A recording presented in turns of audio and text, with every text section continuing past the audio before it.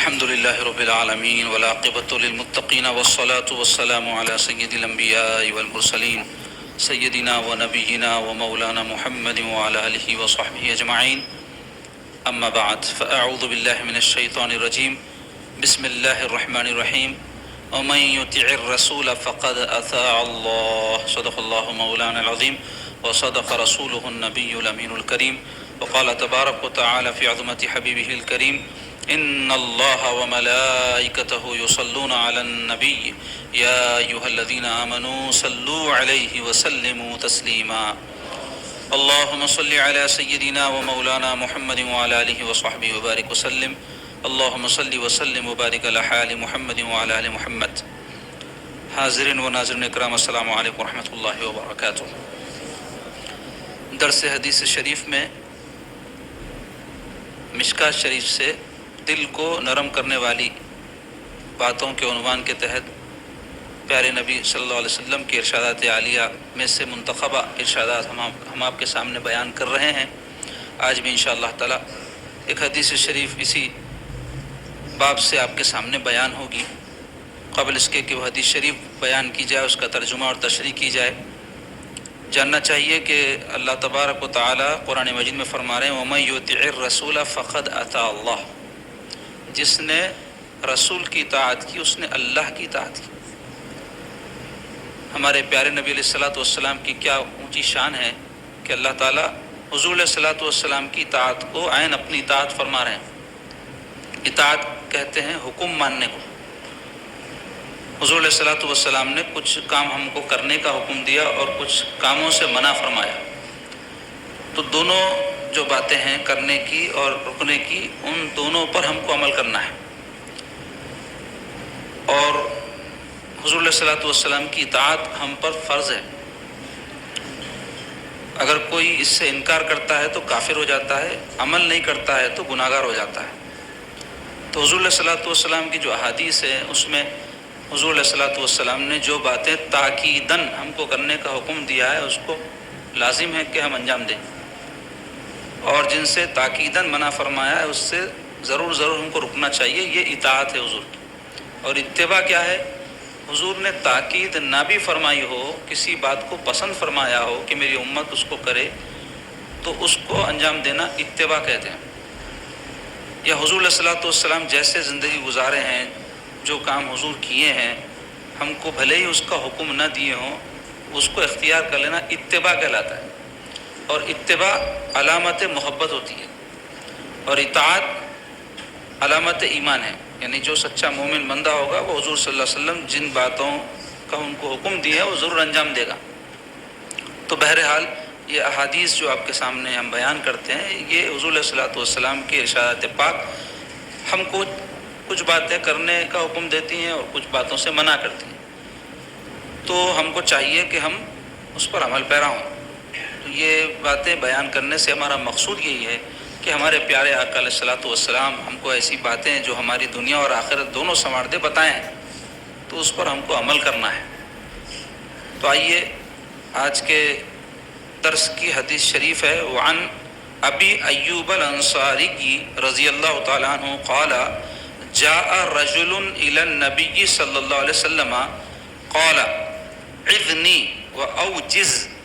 فقال: اذا قمت في صلاتك فصل صلاة مودع ولا تكلم بكلام تعذر منه غدا واجمع الإياس مما في أيدي الناس.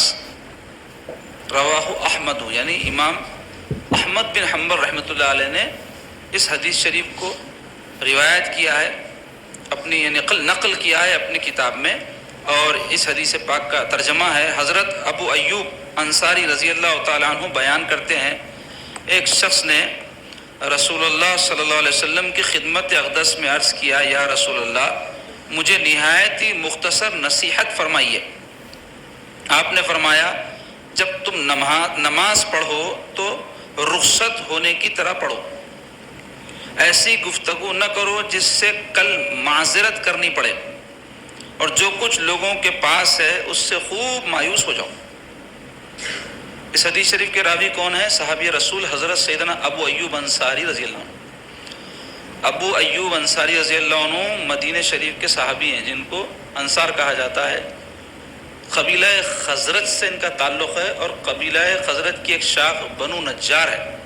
رسول اللہ صلی اللہ علیہ وسلم کے دادا حضرت عبد المطلب کا یہ ننیال ہے، اس کے یہ فرد ہیں۔ اور یہ حضرت ابو ایوب انصاری بہت جلیل القدر صحابی ہیں۔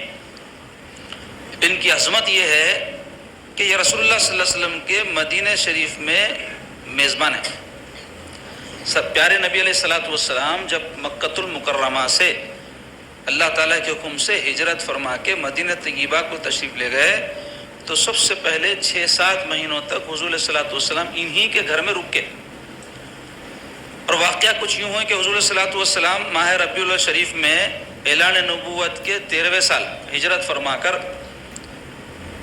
جب مدینہ شریف تشریف لے گئے تو وہاں کلثوم بن ہدم رضی اللہ عنہ سرکار کے ایک صحابی ہیں۔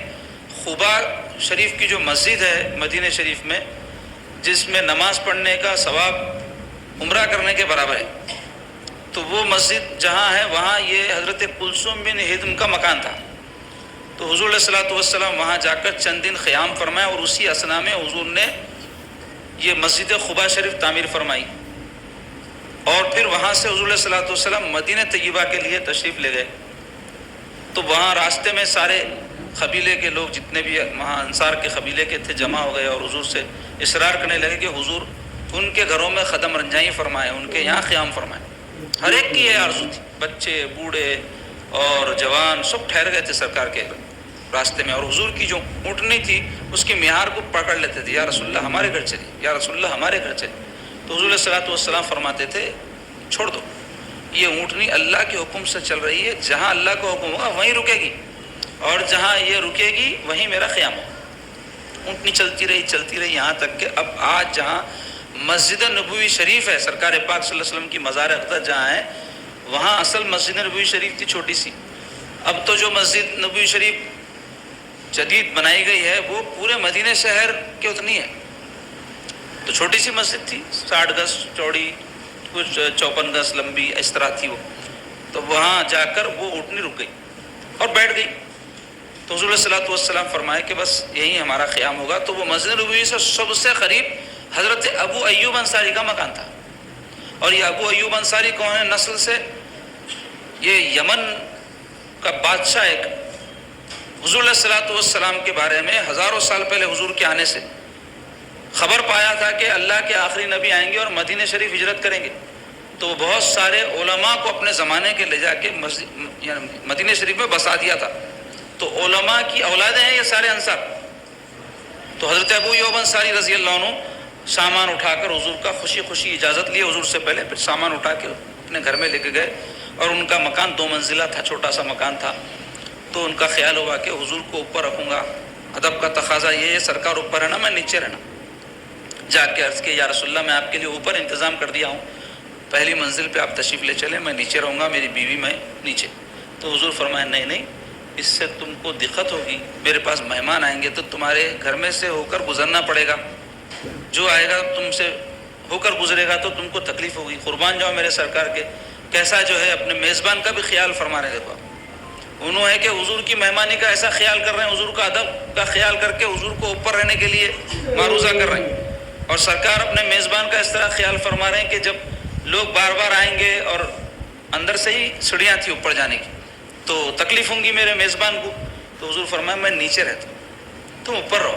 تو حضور کا حکم تھا، منع نہیں کر سکے، اور وہ اوپر چلے گئے اور حضور نیچے تشریف فرما ہوئے۔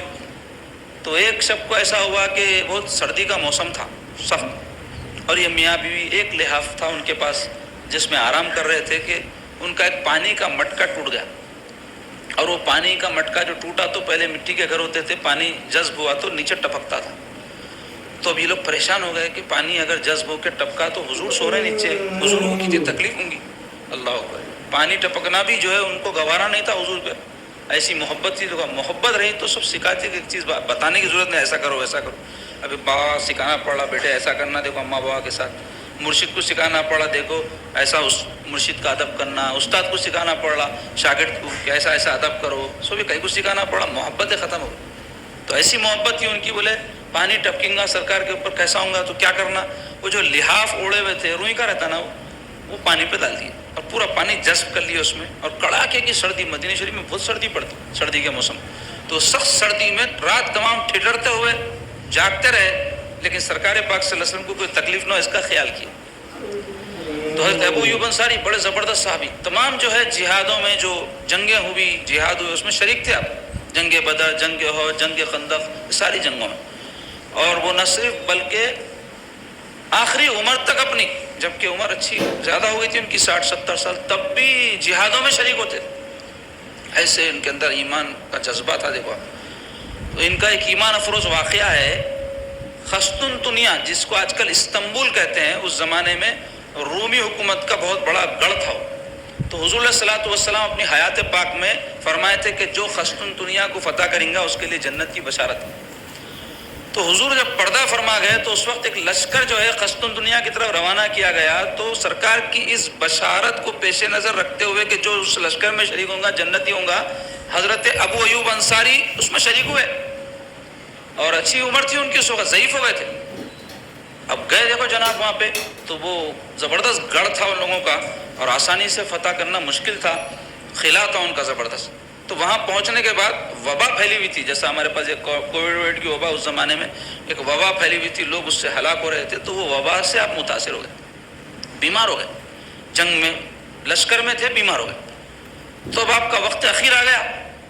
تو ساتھی پوچھے کہ بھائی اب آپ کا وقت اخیر ہے، کیا کرنا، آپ کی کیا خواہش ہے، آخری خواہش بولیے. تو آپ فرمائیں میری آخری خواہش یہ ہے میرے کو لے کے دشمن کے لشکر میں جہاں تک گھس سکتے وہاں گھس جاؤ. فرمائیں اللہ اکبر، یہ آخری آرزو تھی. ایسا جذبہ ان لوگوں کے دل میں دین کا تھا، جہاد کا تھا، خدا اور رسول کی محبت ایسی ان کے سینوں میں تھی. اور ان کے بارے میں اور ایک مشہور واقعہ ہے کہ ان کو پتہ چلا، عقبہ ابن عامر رضی اللہ عنہ سرکار کے ایک صحابی ہیں، ان کو سرکار کی ایک حدیث معلوم ہے جو ان کو نہیں معلوم تھی.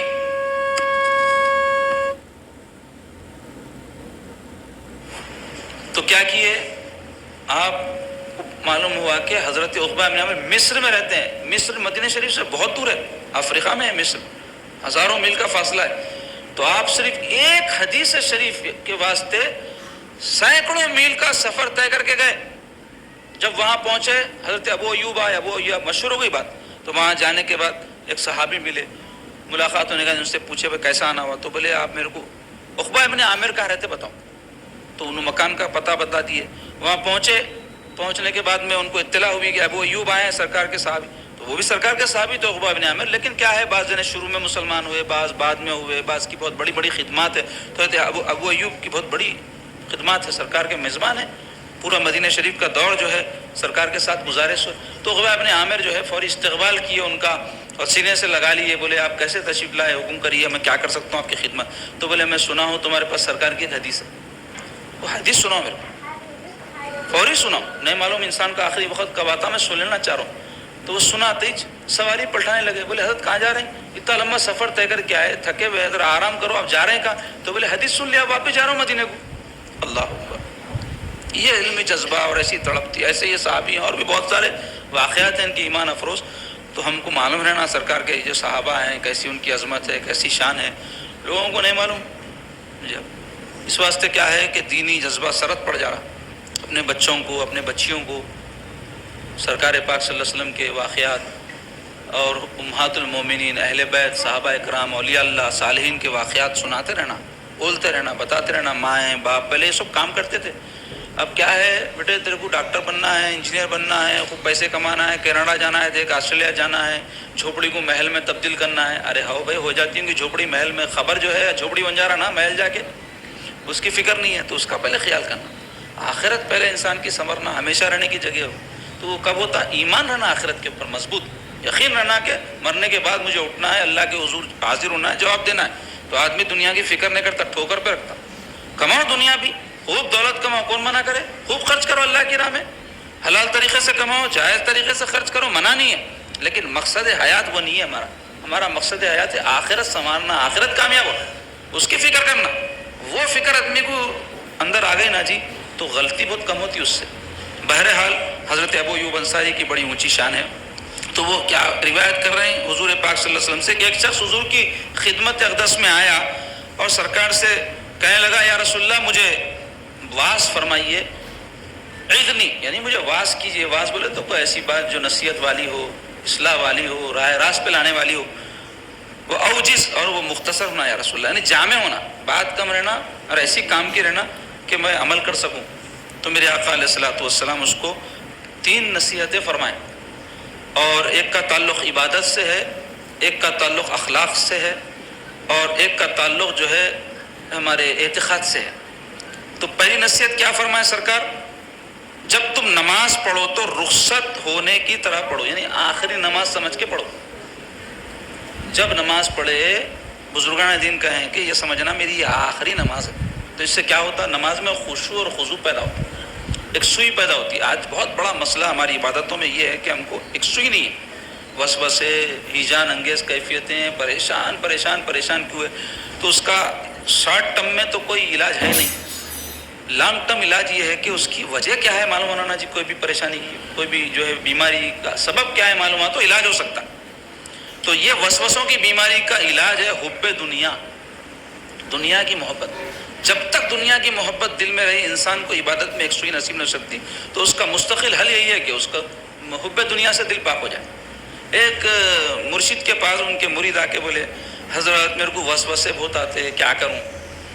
تو حضرت فرمائے دیکھ میاں شیطان میرے پاس آیا تھا، آ کے بولا میری بیٹی کو لوگ دل میں بٹھا کے رکھتے، اب میں اس سے ملنے بھی نہیں جاؤں گا کیا؟ مطلب کیا ہے؟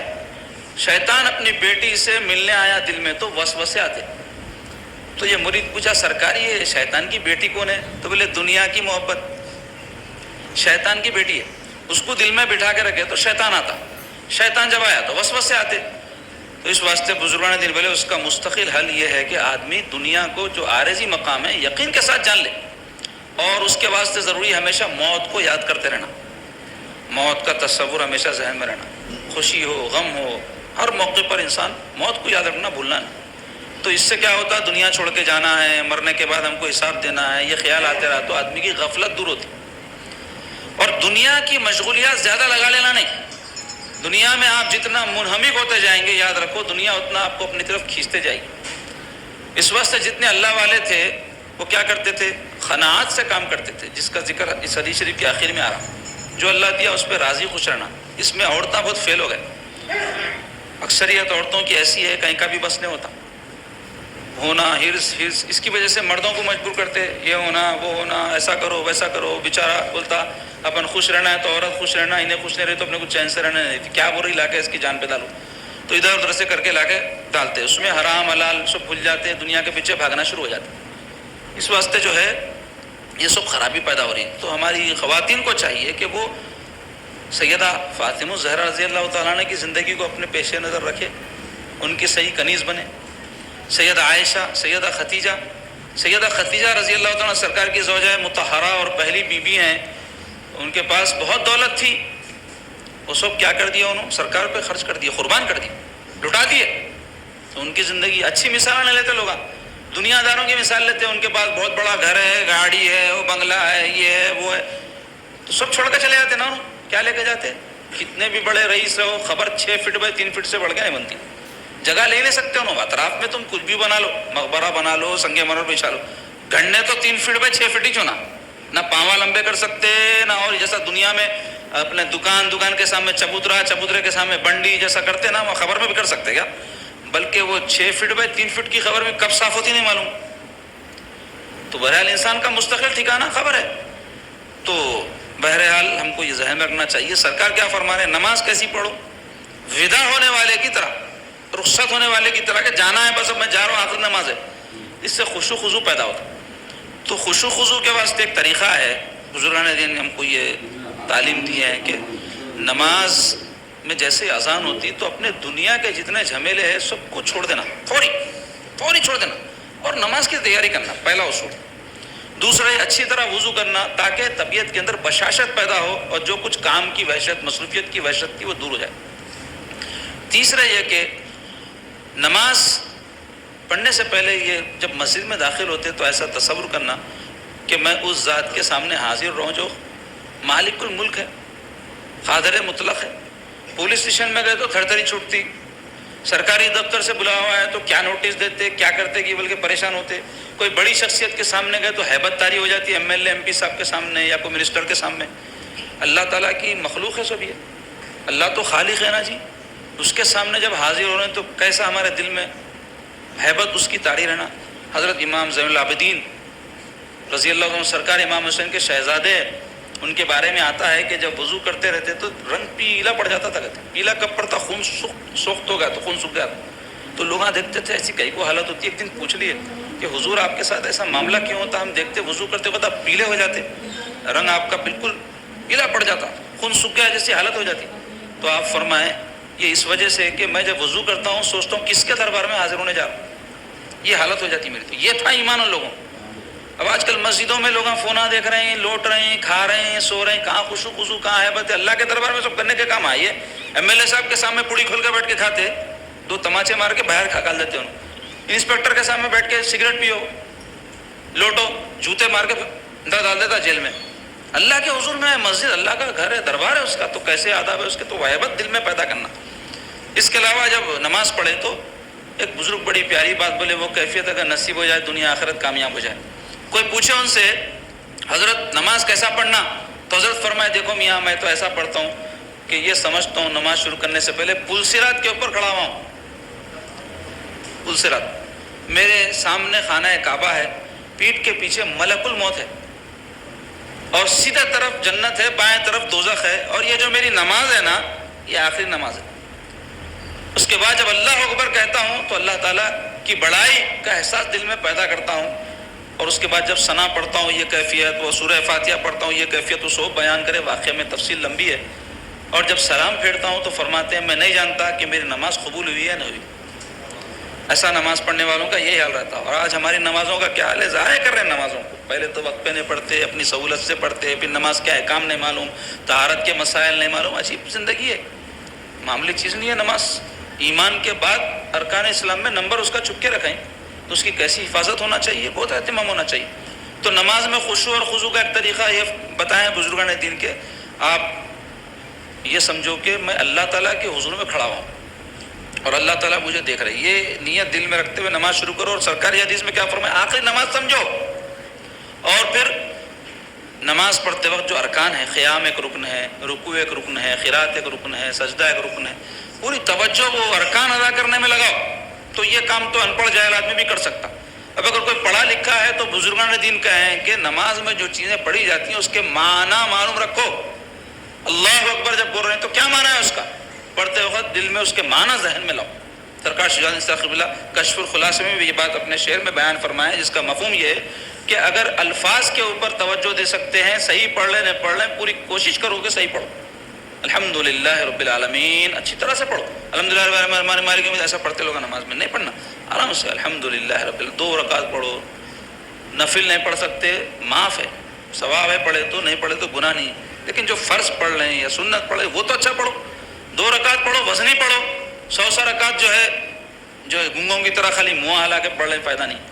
تو بولے الفاظ کے اوپر توجہ رکھو، اگر معنی جانتے ہو تو معنی پہ توجہ رکھو۔ اللہ اکبر بولے تو اس کی عظمت اپنے دل میں بٹھاؤ۔ ثنا جب پڑھو سبحانک اللہم، اللہ تعالیٰ، اللہ تو پاک ہے، یہ جو بھی اس کے اور الفاظ ہیں اس کے معنی اس میں غور کرو۔ رکوع میں تسبیح پڑھو تو اللہ کی باقی کا خیال اپنے دل میں جماؤ۔ اسی طرح نماز میں پوری یکسوئی حاصل کرنے کا ایک طریقہ اس کے معنی میں غور کرنا ہے۔ مگر اس کا ایک پھر آخری بات میں یہی کہوں گا کہ اس کا مستقل حل تو یہ ہے کہ حب دنیا سے دل خالی ہو۔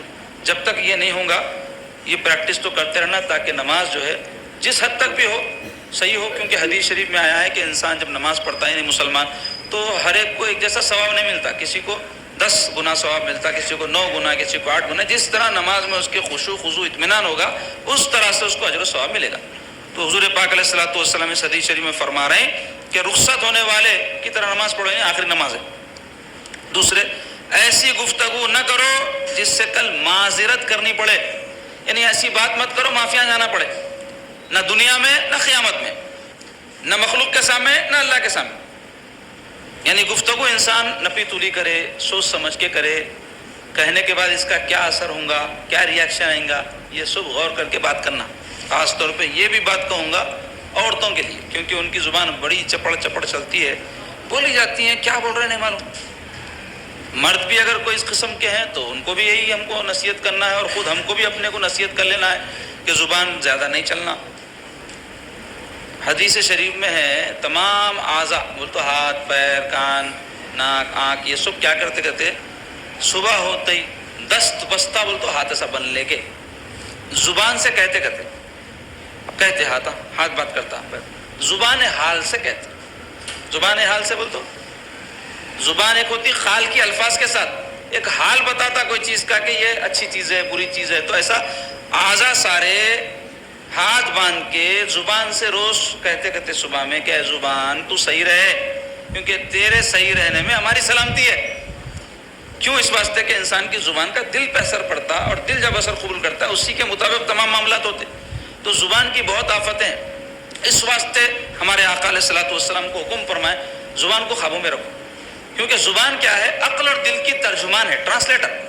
عقل میں سینکڑوں باتیں انسان کی آتی، آنکھ سے بتا سکتے کسی کو عقل میں کیا آیا، کان سے، ہاتھ سے چند اشاروں کے ذریعے بات چیزیں بتا سکتے، سب نے بتا سکتے. جب اچھی طرح سے کوئی بات سمجھانا ہے تو زبان ہی سے ممکن ہے. تو اس واسطے زبان کا بہت اہم رول ہے، عقل اور دل کی ترجمان، دل کے کیفیات، عقل میں آئی ہوئی باتیں، کسی کو آپ کنوینس کرنا چاہ رہے ہیں زبان ہی سے کرنا پڑتا. ہاتھ کیا محسوس کرا، کان کیا سنی، یہ سب کیسا بتاتے ہیں؟ زبان سے. تو زبان کی بڑی اہمیت ہے. اس واسطے اس کا جو رول ہے اس کو پیش نظر رکھتے ہوئے اس کو صحیح طور پہ استعمال کرنا، افراط و تفریط سے بچنا، یعنی بہت زیادہ بات بھی نہیں کرنا، اور جہاں بات کرنا ہے وہاں خاموش بھی نہیں رہنا، اعتدال. تو اس کے لیے بہت پریکٹس کرنا پڑتا آدمی کو زبان کو قابو میں رکھنا. ایک بزرگ بولے کہ میرے کو بڑے سے بڑے جو ہے دشمن سے مقابلہ کرنا آسان ہے، اپنی زبان کو قابو میں رکھنا مشکل ہے. بولے بڑے سے بڑے دشمن سے مقابلہ کر سکتا ہوں، اپنی خود کی زبان کو میں قابو میں نہیں رکھ سکتا. رکھتے تھے اللہ والے، مگر بتا رہے ہیں کہ زبان ایسی چیز ہے کہ جس کو قابو میں رکھنا چاہیے. تو زبان کی بہت ساری آفتیں ہیں. ایک آفت کیا ہے؟ لایانی باتیں بہت کرتی. لایانی باتیں بول تو فضول گفتگو، جس سے کچھ حاصل نہیں ہے، نہ دین کا کچھ فائدہ ہے نہ دنیا کا. چپڑ چپڑ کرتے رہنا جو عورتوں کو عادت رہتی. تو اس سے ہوتا کیا؟ اگر کوئی گفتگو معصیت نہیں بھی ہے تو زیادہ گفتگو کرنے کا گناہ ہوتا، اور اگر وہ گفتگو میں دوران گفتگو کوئی گناہ کی گفتگو کر دیے، یعنی غیبت کر دیے، جھوٹ بول دیے، چغل خوری کر دیے، تو پھر وہ گناہ کے حساب میں آ کے اس کا عذاب الگ ہے. اس واسطے لایانی گفتگو ایک آفت ہے زبان کی. دوسرے، معصیت میں گفتگو کرنا. معصیت بولے تو کوئی گناہ کر کے اس کا تذکرہ کرنا، میں ایسا مارا اس کو، اس کے ساتھ ایسا برائی کرا، یہ معصیت کی گفتگو، یہ سب زبان سے چھوٹی نا. تیسرے، یہ بحث اور جھگڑا کرنا زبان کی آفت ہے.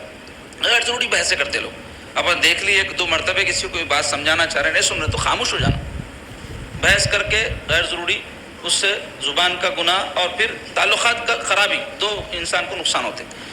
اور مال کے لیے جھگڑا کرنا بھی بزرگان دین اس کو برا قرار دیا، کیونکہ حدیث شریف میں انسان کا ایمان اس وقت تک کامل نہیں ہو سکتا کہ حق پر ہوتے ہوئے بھی خاموشی اختیار کر لے. حق پہ چاہے تو آپ بتا سکتے کہ یہ بات صحیح ہے، یہ غلط ہے، لیکن اس سے جھگڑا پڑ رہا، بات بگڑ لی، تو خاموش ہو جانا ایمان کے کمال کی علامت. اور ایک اس کی آفت کیا ہے زبان کی؟ فحش گوئی، یعنی گالی گلوچ کرنا. اور ایک آفت ہے لعنت کرنا، جو عورتوں میں رہتی. بچوں کو کوستے، لوگوں کو لعنت کرتے، خدا غارت کر دے، تیرے پہ اللہ کی لعنت ہو. مسلمان کی زبان لعنت گوئی نہیں کرتی، دعائیں دیتی کس کو بھی. دشمن بھی ہے تو کیا دعا کرنا؟ اللہ اس کو ہدایت دے دے، اللہ اس کو مطیع بنا دے میرا، اللہ اس کی غلط فہمی کو دور کر دے، اللہ اس کے ظلم سے میری حفاظت فرما. یہ دعا کرتے، خدا اس کو غارت کر دے، برباد کر دے، کہیں کا نہیں رہیں گے. ایسے جو الفاظ ہیں یہ مسلمان کی زبان سے نہیں نکلتے. اور ایک آفت کیا ہے؟ شعر گوئی، یعنی ایسے اشعار جو برے ہیں. اچھے اشعار کہے جا سکتے ہیں. خود رسول پاک صلی اللہ علیہ وسلم کے زمانہ اقدس میں بعض صحابہ تھے جن سے حضور جو ہے فرماتے تھے کہ تم شعر کہو، کفار کی جو ہے حجو گوئی کا جواب دو، اسلام کی بڑائی بیان کرو. سرکار کی مدح کرتے تھے، نعت بیان کرتے تھے صحابہ. گانا گانا زبان کی آفت ہے. کئی لوگوں کو عادت ہے گانے گنگناتے، جائز نہیں ہے، حرام ہے. کئی تو گانے اس قسم کے رہتے جو گناہ کی حد تک برائی کی طرف لے جاتے. اس کے علاوہ مذاق کرنے کی عادت زبان کی آفت ہے. بعض لوگوں کو ششورہ رہتے، ہر بات کو مذاق بناتے، ہر بات کو مذاق بناتے. تو گناہ ہے یہ. اسی طرح مذاق اڑانا بھی زبان سے ہونے والی آفت ہے. کسی کا مذاق اڑاتے, بنانا بولتے کسی کو بنا کے ان کے حجو کرتے, ان کو تکلیف دیتے, دل آزاری کرتے, گناہ ہے یہ بھی. اس طرح جھوٹا وعدہ زبان کی آفت ہے. جھوٹ بات کہنا زبان کی آفت ہے. جھوٹی قسم کھانا زبان کی آفت ہے. غیبت کرنا یہ تو انٹرنیشنل بیماری ہے جو لوگوں میں عام ہے. غیبت کس سے بولتے؟ کسی کے پیٹھ پیچھے ایسی کوئی بات کہنا کہ اس کے سامنے کہی جائے تو اس کو تکلیف ہو, تو وہ بات سچی رہنا اور پیٹھ پیچھے بولنا تو غیبت ہے. اگر جھوٹی کوئی بات کسی کے بارے میں بول رہے ہیں پیٹھ پیچھے اس کے, تو وہ بہتان ہے جو غیبت سے بھی بڑا گناہ ہے. تو بہتان ترازی اور غیبت دونوں بھی زبان کے گناہ ہے. اس طرح چغل خوری, بعض لوگوں کو عادت رہتی ادھر کی ادھر لگانے کی, عورتوں میں بھی یہ بھی بیماری, غیبت کی بھی اور چغل خوری کی بھی. مردوں میں کیا ہے, فوش گوئی رہتی, گالی مردان کی سمجھتا ہوں, اس کو موٹی گالی کسی کو دینا, کسی کو برا بھلا بولنا. تو چغل خوری عورتوں میں زیادہ رہتی ہے, غیبت عورتوں میں. بعض مرد عورتوں کی فطرت کہتے ہیں اور وہاں بھی کرتے غیبت. تو کوئی بھی کرو, عورت ہو یا مرد, گناہ اتنا ہی ہے اس کا, اور بدترین گناہ ہے غیبت. کیوں؟ اس واسطے کہ مسلمان کی عزت پر ڈاکہ ہے اس سے. مسلمان کی آبرو, مسلمان کا مال اور اس کی جان تینوں دوسرے مسلمان پہ حرام ہے. اسی طرح مدح و ستائش کرنا کسی کو چڑھانا, غیر ضروری تعریف کرنا کسی کی نہیں کرنا. البتہ استاد شاگرد کی تعریف کر رہا, اس کی ہمت افزائی کے لیے, یا مرشد کسی مرید کو ہمت دلانے کے واسطے آگے اور بڑھنا ہے نیک کاموں میں, بلکہ اس کو کبھی تعریف کر رہا, وہ بھی سچائی پہ مبنی رہنا. باقی یہ دوستوں میں ایک دوسرے کو چڑھا لیتے. یہ جب سے سوشل میڈیا نکلا, یہ لائک کا چکر جو ہے نا, یہ کیا ہے, یہ جھوٹی تعریف ہے. کپڑوں کے اوپر تعریف کر رہے ہیں, کھانے کے اوپر تعریف کر رہے ہیں, کوئی تعریف کرنے کی بات ہے یہ. البتہ کسی کی عبادت پہ اس کو ترغیب دلانے, ماشاءاللہ آپ یہ جو عبادت کرے اللہ اور آپ کو توفیق دے, اچھا دکھا آپ ایسا کرے. تو کوئی داڑھی چھوڑا, اس کو ترغیب دلانے, اچھی دکھ صورت اچھی دکھ رہی ہے آپ کی بول دیے, تو اس قسم کی کوئی تعریف ہو تو جائز ہے. یہ نیت سے کہ اس سے اس کو ہمت افزائی, نہ کہ کسی کو ہم چڑھا کے اپنا کام نکالیں. بعض لوگوں کو خواہش بھی رہتی ستائش اور تعریف سننے کی. کھانا کیسا پکا, نہیں بولے آپ, بولو خوش ہوتے, بولے زبردستی کی تعریف. آپ پکاؤ ایسا کہ انہیں خود تعریف کر سکنا, آپ کی نہیں بھی کرا تو اس کو برا نہیں دکھنا, پیڑ بھر کے کھا لیا تو بس ہے. ایسے ہی جو کپڑے کیسے دکھ رہے ہیں میرے, کوٹ کیسا دکھ رہا, بول رہا ٹوپی کیسی دکھ رہی ہے, کوئی بات ہے. یہ تقریر کیسی کرا میں, آپ بولے نا میرے کو میری تقریر کیسی دکھی ہے, کوئی بات ہے, غلط بات ہے نا. آپ کہیں کو تعریف سننا چاہ رہے ہیں بھائی, آپ اللہ واسطے اگر تقریر کریں تو آپ کو پرواہ نہیں ہونا کون کیا سوچا, کیونکہ ہر تقریر ہر ایک کو پسند ہے ضروری نہیں ہے پہلے تو. دوسرے یہ کہ تقریر کسی کی اصلاح کے لیے ہونا, نہ کہ آپ کی تعریف کرنے کا تقریر کر رہے ہیں آپ اس کے سامنے. تو یہ سب چکر میں پڑے ہوئے لوگ ہیں, یہی ہے بخت اخلاقیاں, اور اسی کی اصلاح کی ضرورت ہے. آخری بات, سرکار پاک صلی اللہ علیہ وسلم جو حدیث شریف میں فرمائے, اس کو بیان کرنے سے پہلے آپ بولوں اس کا علاج کیا ہے. زبان کی بیماری کا یہ جو آفت ہے, اس کا سب سے زبردست علاج تو یہ آدمی کم گفتگو کرے, کیونکہ سرکار فرمائے من سکتا نجا, من سمتا نجا. جو خاموش رہا اس نے نجات پائی, جو خاموش رہا اس نے نجات پائی.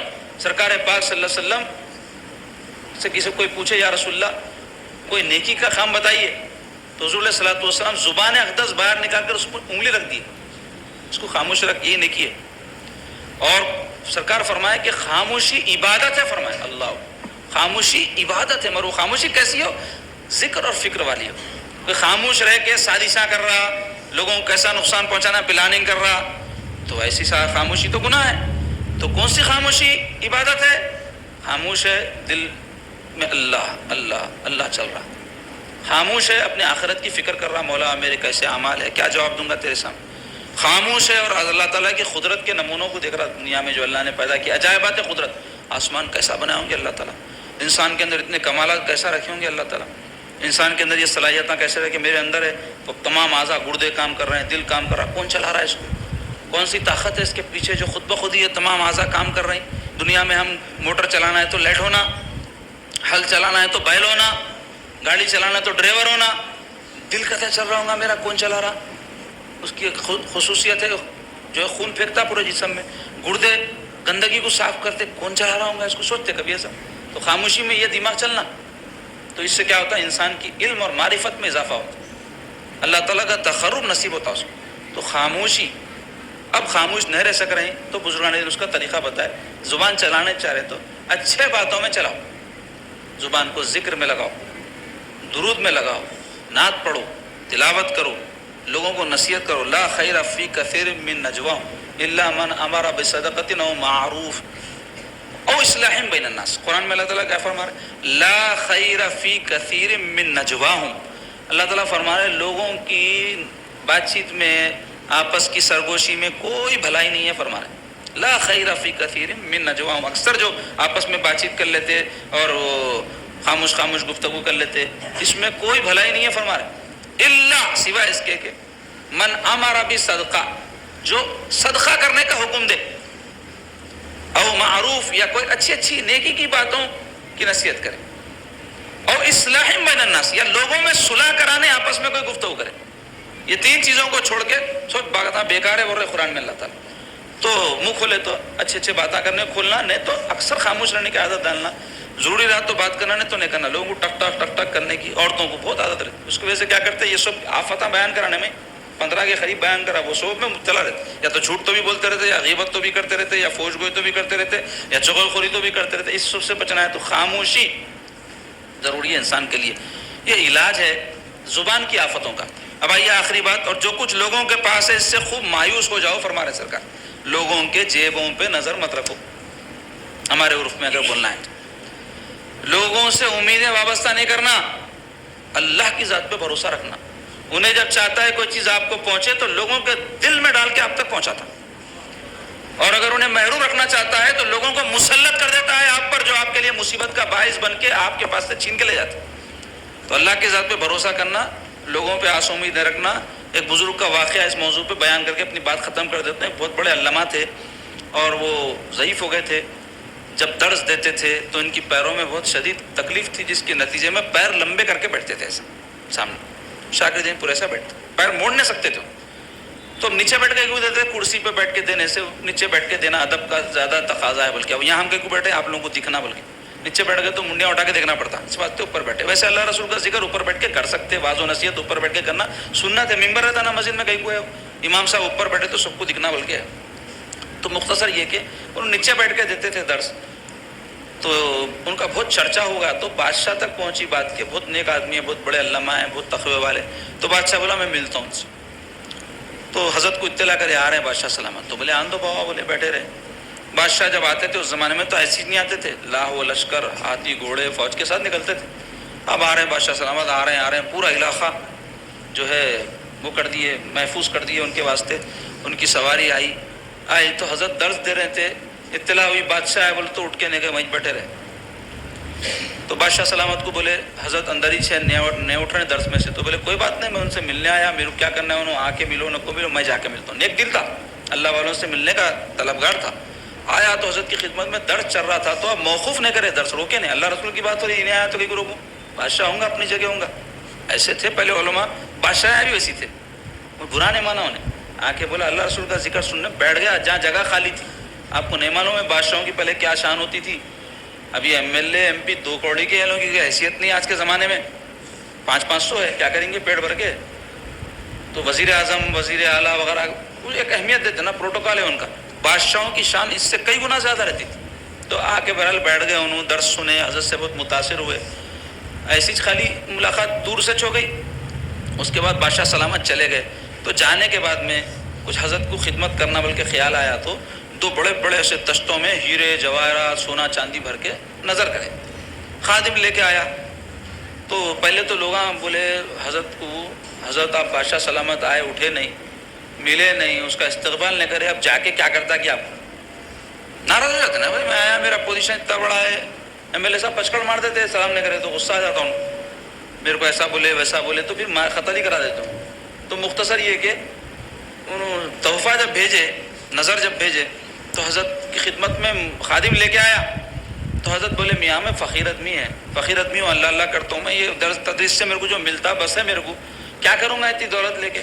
تو نے بولا سرکار آپ کو نہیں لینا ہے نہ کلو، میری گردن مار دیں گے بادشاہ سلامت. میں دے کے بھیجا تھا، تو دے کے کیوں نہیں آیا؟ میری خاطر تو بھی لے لو. بہت اصرار کرا.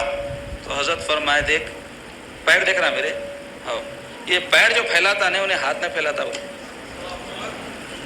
جو پیر پھیلاتا ہے وہ ہاتھ نہیں پھیلاتا. اگر میں ہاتھ پھیلا دوں تو تیرے بادشاہ کے سامنے پیر نہیں پھیلا سکتا.